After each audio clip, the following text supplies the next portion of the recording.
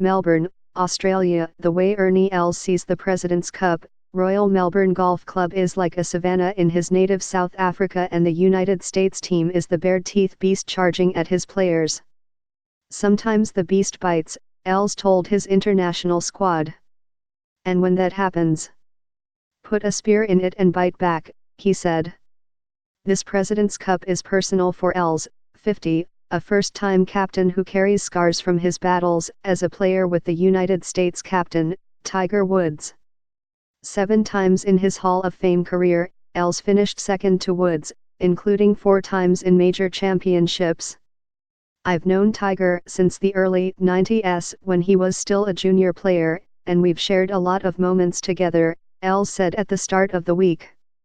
A lot of tournaments come through my mind now where I came close and lost to him, but there was a couple where I got him, here and there. Els's underdog international team held a 4-point lead over Tiger and his Cubs entering the 4th of 5 sessions on Saturday. As the biennial competition turned toward the decisive Sunday singles session, it was reasonable to wonder, would the captain's past become prologue?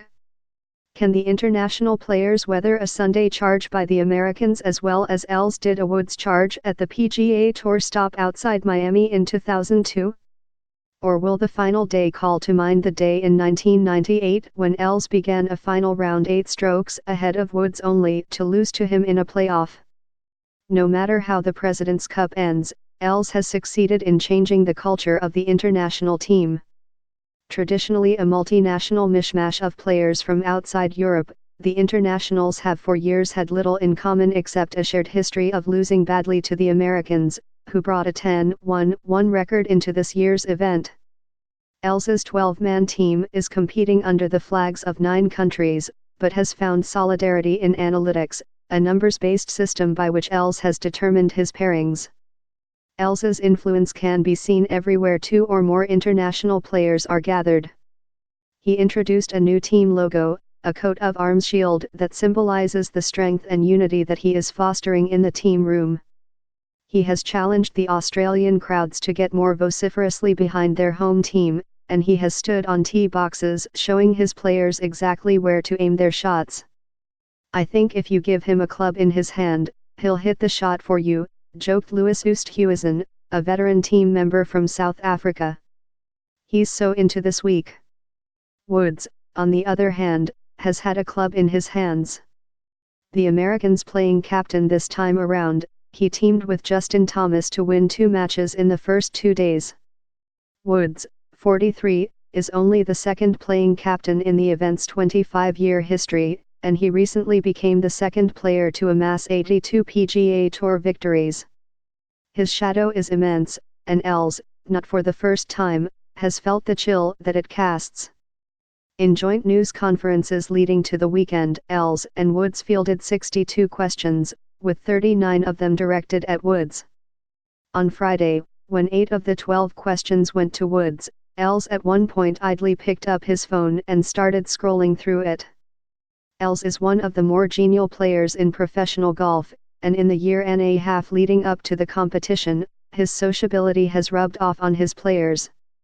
At Els's urging, they convened for dinners that turned into bonding exercises. "Ernie's tried so hard to get us all together and just to know each other," said the Australian Cameron Smith, one of 7 international team rookies.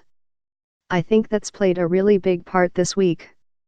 As the week has worn on, Els's conversations with outsiders have grown shorter and his stares, longer.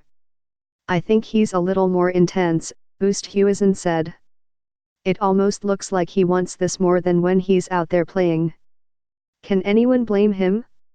Els has 72 worldwide titles, including 4 majors, and is a former world number 1. He is golfing royalty. But this week, as was true for most of Els's career, Woods is commanding the king's share of the attention. "You say you haven't seen Ernie focused like this," said the Australian Adam Scott, who is playing in his 9th President's Cup, "but I remember playing with him so many times in the heat of these events or in majors. He was an incredible competitor who won so much. That's his habit, it's winning. You know, he's a little old now and hasn't competed as much on the tour for a couple years, but deep down inside, he's used to winning, and that's the attitude he's brought here.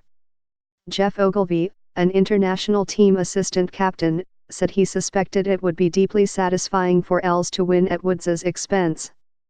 "It would be nice," said Ogilvy, an Australian. "He ran into a buzzsaw a lot in the big tournaments. He was so far and away the second best golfer in the world for the best patch of Tiger's career, but that was still a lot of daylight from number one." Woods and Els both have devoted the past 2 years to major renovation projects. Woods rebuilt his own career and Els overhauled the international team.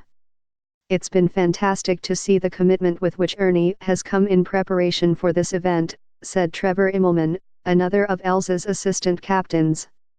"In the last couple of years he's really put a lot of time and effort into it, leaving no stone unturned, so to speak." He added, "I just really hope that our players are able to respond appropriately and make him proud."